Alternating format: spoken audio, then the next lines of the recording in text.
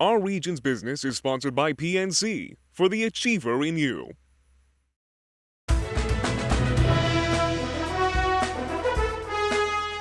Over the past 15 years or so, our region has carved out a national reputation as a leader in green or high-performance buildings.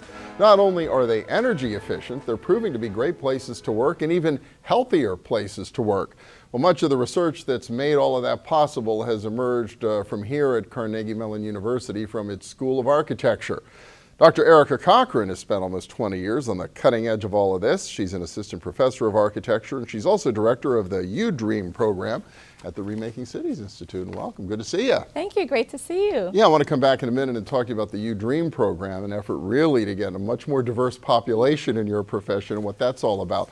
But first off, you're not a native. You were attracted to our region and to Carnegie Mellon after starting your career in the architecture and construction industry. So what led you to want to come here and get involved in this? It's the reputation. Carnegie Mellon's one of, I think, the best places in the country, in the world for that matter, that is on the cutting edge of energy efficiency, but also very interdisciplinary research.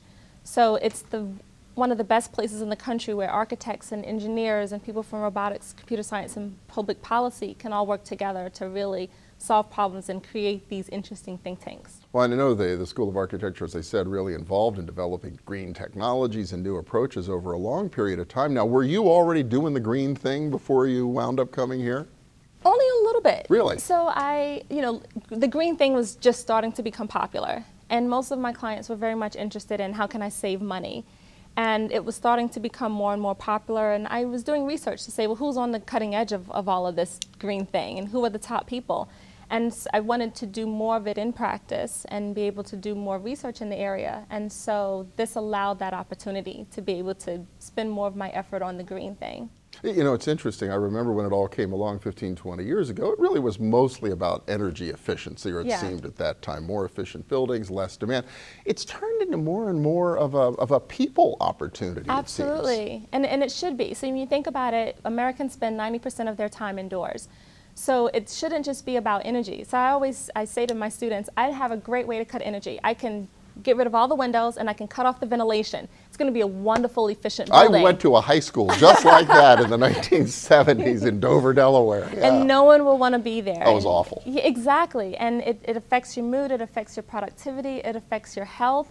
It has so many direct impacts, and I think that's one of the reasons remembering the building occupant is starting to become more and more important as we talk about energy efficiency, remembering the occupant who we're designing everything for in the first place. And I think some of the misunderstanding is that people think it's expensive. They think, oh, I can't, LEED is very popular. They think I can't have a LEED gold building. But what we're finding is if you bring in a lot of these green practices early on, then sometimes you're not even seeing a cost increase in the design services. And then you think about all the money you're saving in your utility bills. So if you had an extra $20,000 to $30,000 a year from your utility bills, that's money that could hire another part-time teacher or buy school books and do other investments for your buildings. So it's a way of really thinking kind of beyond that first cost.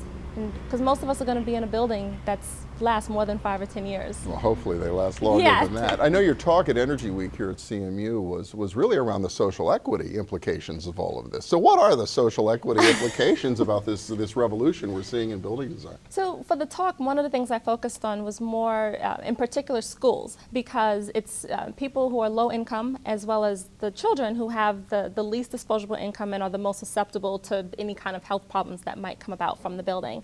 And so with the talk, I was showing just how all of these wonderful widgets and design solutions that we create at CMU have a direct impact on the people. So just remember to put a face behind every kilowatt hour and BTU that we measure, that there's a child that has better health and has a better high school experience than the one you were talking about. Absolutely. So that's where all of this really hits the end user, hits the people who are in the buildings. But you're also, through the UDream program, really looking at changing the face, I guess, of the architecture profession itself, right?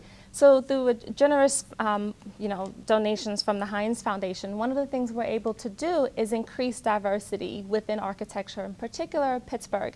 And so with that program, we bring recent graduates, I call it poaching, from other cities. Oh, we like that. We love to poach talent from other places. We poach the absolute best talent from cities across the country and bring them to Pittsburgh.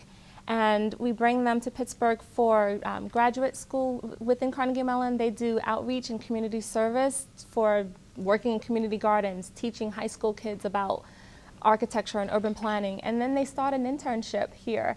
And at the end of the program, we end up with a huge retention rate of people that make Pittsburgh their home. All right, well, fascinating stuff. Great to hear it all happening right here in our region. Yes, great place to have Pittsburgh as a playbox of fun and design and energy efficiency. Erica Cochran, thank you so much. Thank you very much. It.